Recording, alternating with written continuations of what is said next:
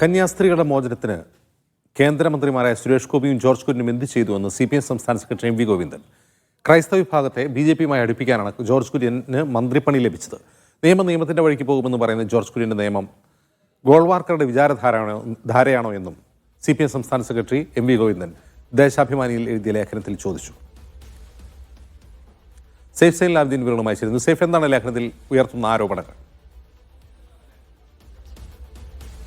കന്യാസ്ത്രീകളുടെ അറസ്റ്റുമായി ബന്ധപ്പെട്ട് BJPക്ക് ഉണ്ടായിരിക്കുന്ന ക്ഷീണം അതിനെ രാഷ്ട്രീയമായി ഉപയോഗപ്പെടുത്തുക എന്നുള്ളതാണ് CPM ഈ ലേഖനത്തിലൂടെ ലക്ഷ്യം വെക്കുന്ന പ്രധാനപ്പെട്ട കാര്യം.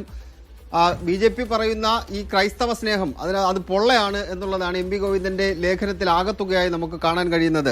2 കേന്ദ്രമന്ത്രിമാർ കേരളത്തിൽ നിന്നുണ്ട്. ആ കേന്ദ്രമന്ത്രിമാർ ഈ വിഷയത്തിൽ എന്ത് ചെയ്തു എന്നുള്ള ചോദ്യമാണ് CPMന്റെ സംസ്ഥാന സെക്രട്ടറി എം വി ഗോവിന്ദൻ ഈ ലേഖനത്തിലൂടെ മുന്നോട്ട് വെക്കുന്നത്. കേക്കുമായി പള്ളിയിലും വീടുകളിലും എത്തുന്ന BJP നേതാക്കൾക്ക് ഈ വിഷയത്തിൽ എന്താണ് പറയാനുള്ളത് എന്നുള്ള ചോദ്യം BJP നേതൃത്വത്തിന് മുന്നിലേക്ക് വെക്കുകയാണ് CPM ചെയ്യുന്നത്. ക്രിസ്തീയ വിഭാഗത്തെ BJPയുമായി അടുപ്പിക്കാൻ വേണ്ടിയാണ് ന്യൂനപക്ഷ സമുദായത്തിൽ നിന്നുള്ള ജോർജ് കുര്യന് മന്ത്രിപ്പണി നൽകിയത്. നിയമത്തിന്റെ വഴിക്ക് പോകുമെന്നാണ് ആ ജോർജ് കുര്യൻ ഇപ്പോൾ പറയുന്നത് എന്ന് CPMന്റെ സംസ്ഥാന സെക്രട്ടറി ഇതിൽ സൂചിപ്പിക്കുന്നുണ്ട്.